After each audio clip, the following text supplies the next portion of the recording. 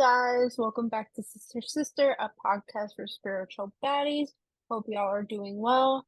And we would like to preface this episode by saying you need to buckle in your seatbelts, get your popcorn, brew your tea, because this is going to be a hard hitter. So today we are going to be talking about decolonizing your practice. This is for my fellow pasty white friends just like me. Who might have Native American descent or background, Yeah, especially. yeah. But if you have any white lineage, you need to be decolonizing your practice. You need to be. It's so important. It is so, so important. We have touched upon this briefly in the cultural appropriation episode, and today we are getting into the very deep parts of it and how to actually go about decolonizing your practice. So, Maya, why don't you start us off with what is decolonization? Decolonization is the process of deconstructing colonial ideologies of the superiority and privilege of Western thought and approaches. On one hand, decolonization involves the dismantling of structures that perpetuate the status quo and addressing unbalanced power dynamics. On the other hand, decolonization involves valuing and revitalizing indigenous knowledge and approaches that weed out settler biases or assumptions that have impacted the indigenous ways of being. For non-indigenous people, decolonization is the process of examining your beliefs about indigenous peoples and culture by learning about yourself and the relationship to communities where you live and the people with whom you interact with.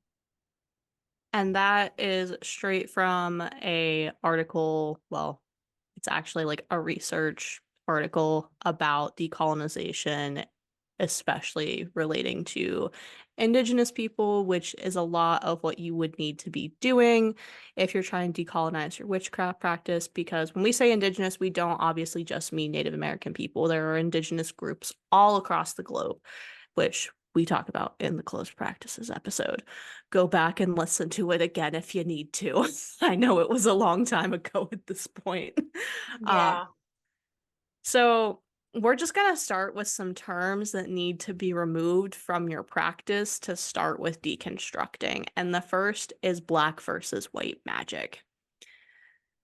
that's inherently racist, pretty It's much. racist. It is racist. Black magic can very easily be replaced with baneful magic because it's the idea that black magic is bad magic. And I don't want to hear the people in the comments saying that, well, there is evil magic, blah, blah, blah, blah, blah. Black isn't racist. It's just calling it evil because black's a dark color. I don't want to hear it. I don't want to hear it because black magic often refers to practices of indigenous groups of people of color. That is where the history lies. I don't want to hear it. You're done. You're silenced. Use baneful magic. Move on. You're done. You're done. And there is no such thing as white magic. I hate the idea of light workers, white witch, which we're going to get into in a second. There are many different types of magic, which we will also talk about in a second, but just call it the type of magic that it is, whether it's, you know, prosperity work or protection magic. Just call it what it is. It's not that hard to just differentiate what it is. So, white witch. There is no such thing as a good or bad witch. It is all in how you choose to practice. Try changing your way of thinking when it comes to the ideas of good and bad, and rather think of baneful magic, prosperity magic, glamour magic, love magic, etc. Whatever it may be, call it by its name. Having this idea of something is good versus bad, good versus evil is just inherently, once again, racist because those practices tend to come from indigenous cultures or have roots in indigenous cultures. And while they may not be closed or aren't completely closed, and that's why we have information on them now, it's still inherently racist and puts that energy back onto the people who created those practices. Absolutely. Next one is love and light. And the threefold law. We can group those two together. Yeah. Amaya, you remember So, that episode we did on Wicca? yeah. Do you know where Oh those my two god. ideas come from? Do they come from Wicca? They do. Oh, fun. So much fun. So have you heard about the threefold law? Do you know, like, It sounds familiar, but probably I know it under a different term.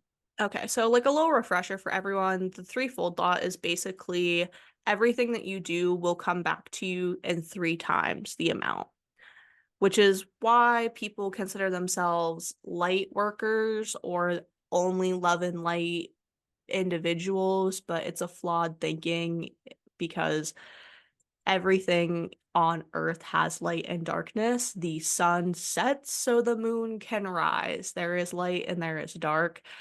Both of those terms, once again, come from places, especially because they come from Wicca background, where there's a lot of cultural appropriation. There isn't respect for indigenous cultures. So let's just get away from that. If you're trying to decolonize your practice, Wicca also probably isn't the place for you. So maybe go listen to that episode as well if you are Wiccan and you want to decolonize your practice, because that's probably not where you should be. So, the next question is, we talked about close practices in depth back in episode 3 of this season. But what are some things that are spiritual that have been heavily whitewashed, yet aren't necessarily fully closed? So the first one, and most of these come from Hindu culture, I will say that. And there's a fine line of culture sharing and culture stealing, right? That's one thing that like we kind of unpack a little bit in the closed practices episode, but there are some things that have been shared with white people and there are other things that have just straight up been stolen. And one of the things that you need to take into account with whitewashing are practices that were shared with white people, but then they completely filtered them down so it was more digestible for colonial ideologist people to take in.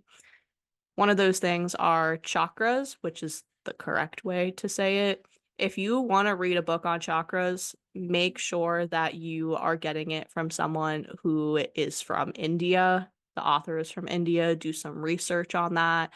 If you want to learn about that, learn about it from those kinds of people. And then yoga is another one that has been extremely whitewashed from Hindu culture.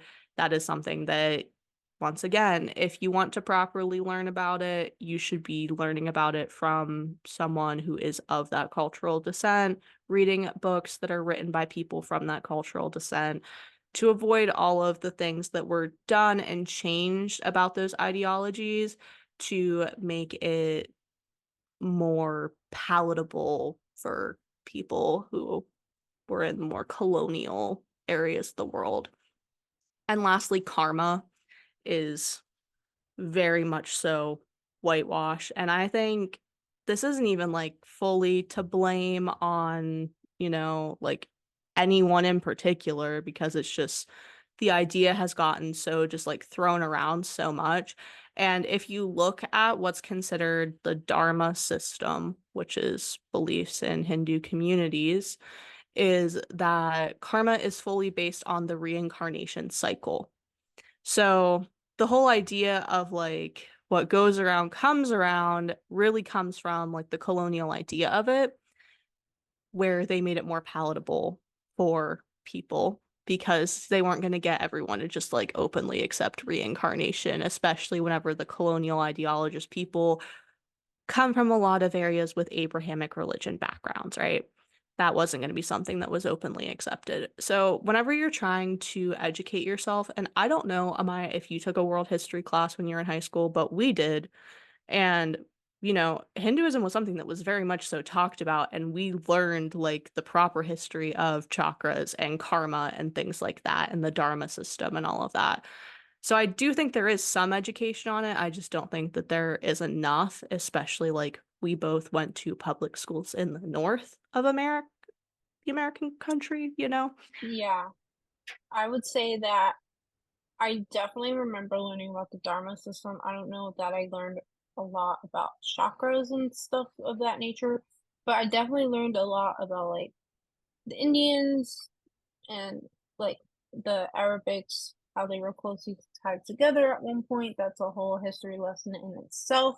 But needless to say, I do think that what schools teach is definitely not the most accurate because, again, remember, like anything else in this country, everything is from the white man's perspective, not what actually happened. So if you're going to learn about Hinduism, the Dharma system, and whatnot. Do your own research. Go to Barnes and Nobles. Look on, um, what's the word I'm looking for? The, like Britannica. Um, can't think of the like databases. That's the word I was looking for. Um, Definitely do your research. Don't just click on the first link you see on Google. Maybe talk to people who practice Hinduism that are Indian, not white people practicing Hinduism. Um, and I say this with the utmost respect, but obviously Indians practice Hinduism in their everyday life, so obviously they're gonna know more compared to someone who decided that they're gonna transfer from their native religion or whatever they were brought up on to Hinduism. So yeah, Yeah, and I think that it was important to touch about that on this decolonization episode because while those practices aren't necessarily closed, like the things that we talked about in episode 3, they are extremely whitewashed and it's something that you should be looking at through a more critical lens. I think one thing where I like was lucky was the teacher that taught world history had actually traveled to many different countries and she had a whole classroom library that was books from all over the world. And I actually did my, end of year project on Hinduism from a book that was written by an Indian person. I feel like that's why I know a little bit more too, because that was right. something that, like, I found Hinduism very fascinating. Like, it was something that was very interesting to me. Honestly, I think it's a beautiful culture and a lot of what they believe in is something I can like relate to and what I believe in, like especially stuff like elephants and their significance in Hinduism is a very beautiful thing. But more on that later. Yeah. I think I just think it's beautiful, but you need to learn more from the source, not just like people passing information that is not necessarily true or fabricated of some sort. And that's one of the reasons I don't have any chakra books for sale in my shop because I have not been able to find one from the publishers that I get stuff from that isn't written by a white person. And I feel like if you're going to learn about that, you should learn about it the right way. But, Absolutely. moving into the more like nitty gritty of this episode, what are some other ways that we can decolonize our practices? When you're decolonizing your practice, you need to look at everything you read through a critical lens, as we said before. Whether you order a book online or read an article that's been published, you need to be diligent about how you consume your information. And this all goes back to the basic concepts of critical thinking and media literacy that everyone should learn. We are two to talk because we also have journalistic background, so we always were taught to look at everything with a critical lens, read between the lines. The medium is a message. I hope you remember that one, Elle. Yeah. So don't be afraid to question books or do further research and do not accept poor ideologies. Elle, I don't know if you want to go more into witchcraft.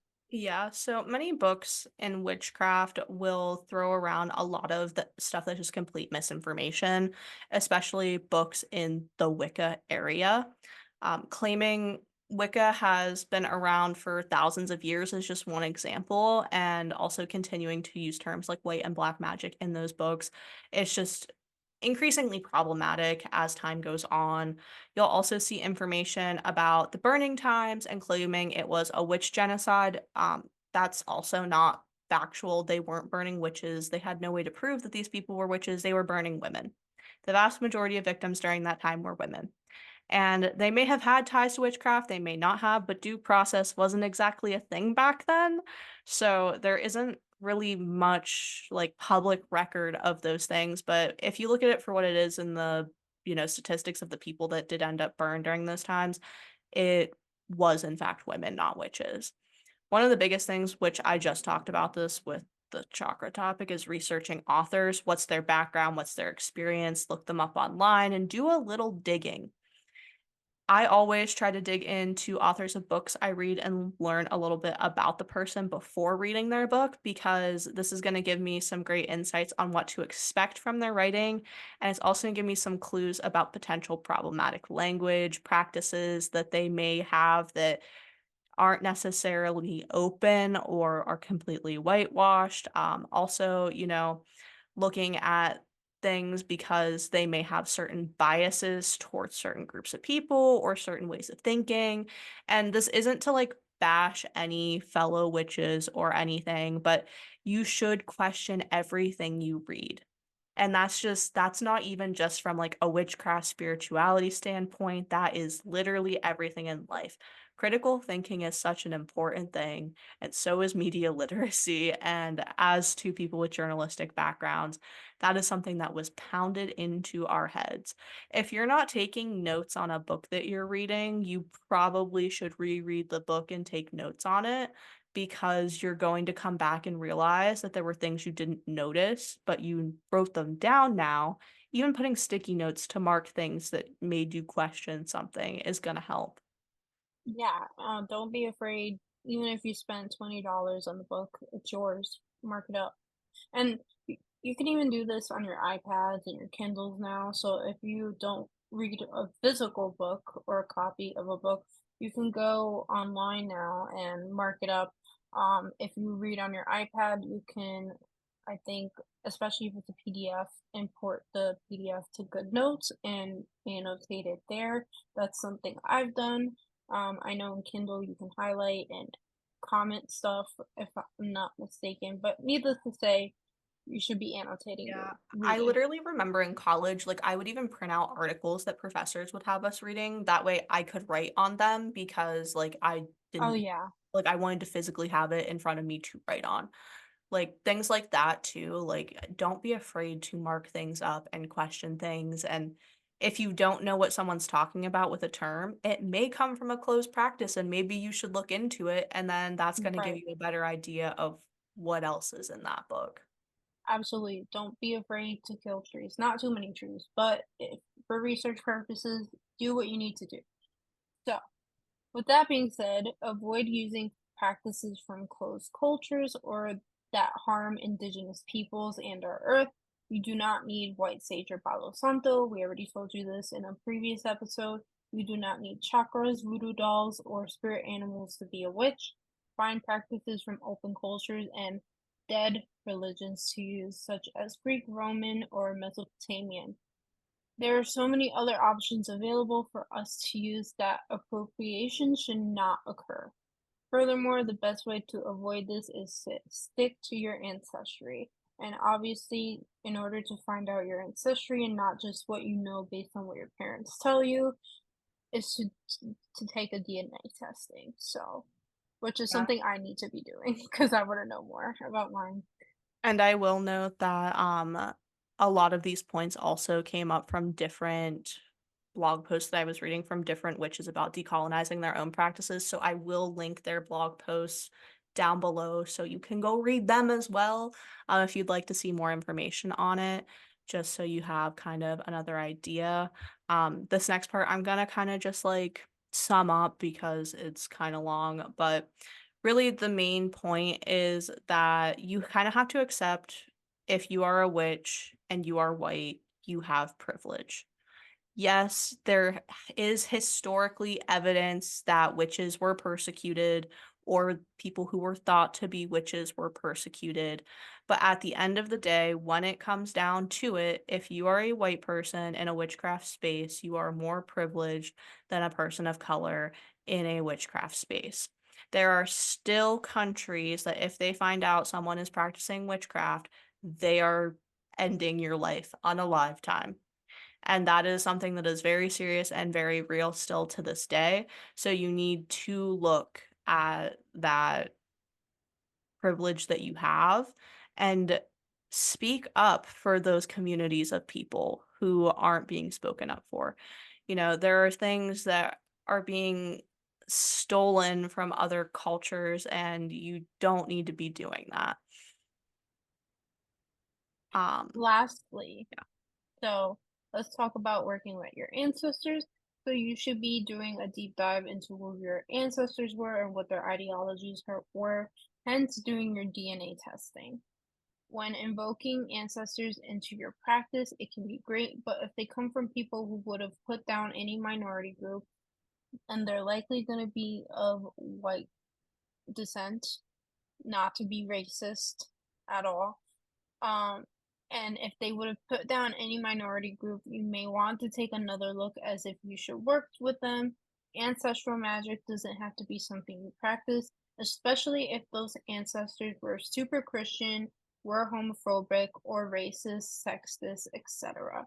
So if you might have Spaniard or European descent, and you know that where you may derive some from, like me, who my family is from Puerto Rico and we have Puerto Rican ancestry, but I wouldn't be surprised if I have Spaniard, Taino, African lineage.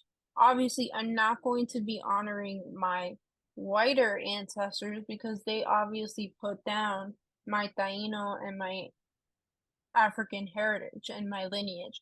So obviously, I would go leaning towards the Taino Indians and the um, African lineage and honor them. Obviously, you got to decolonize the fact that, hey, you have white lineage, but you don't need to acknowledge them in the sense like you don't need to pray to them or, figure out your lineage, that kind of Yeah. thing. And one of the things is like ancestral magic is not a requirement to be a witch.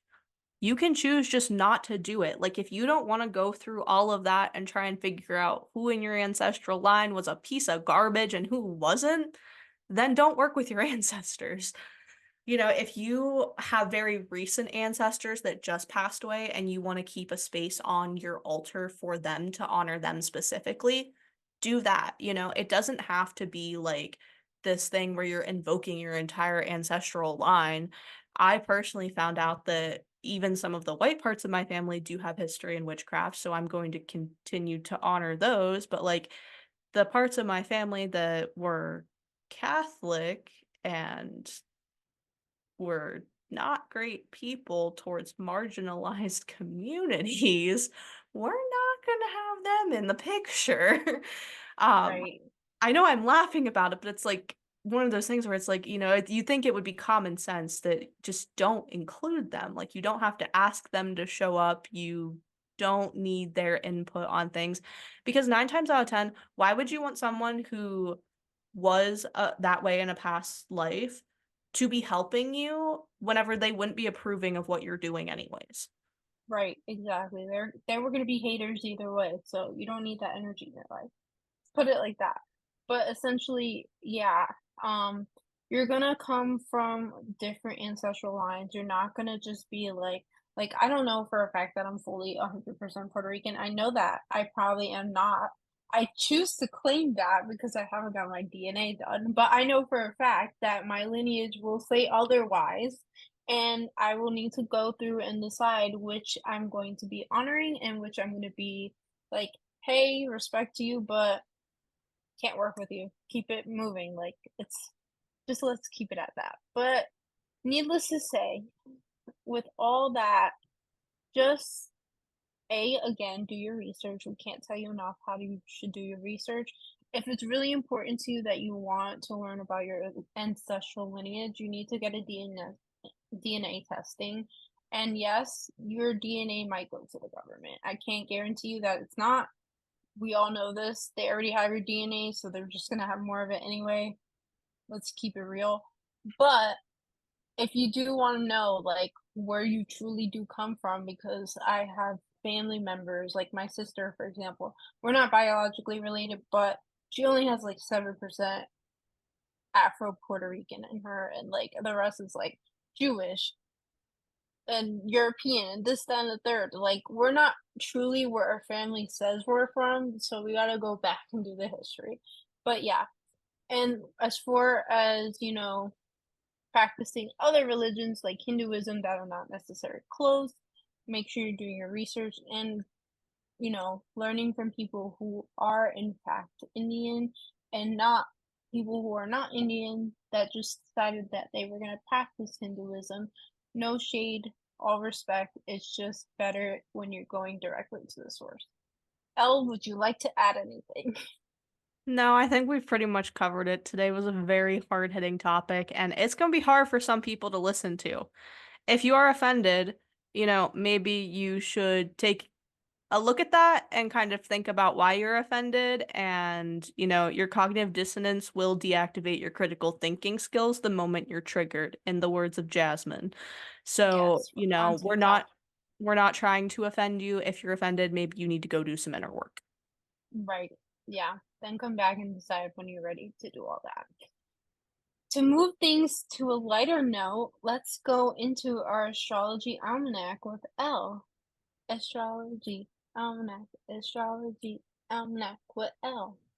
Today, the moon enters Leo and will sextile with Venus in Libra, making you realize connecting with others can make you feel good emotionally, and you can get help from those in your life or new connections. Then on September 1st, Pluto goes back into Capricorn for a brief stay until November. This is the last hurrah for Pluto and Capricorn. You can finish up transformations with your goals and direction in life and get ready to channel passionate energy into your dreams for the future.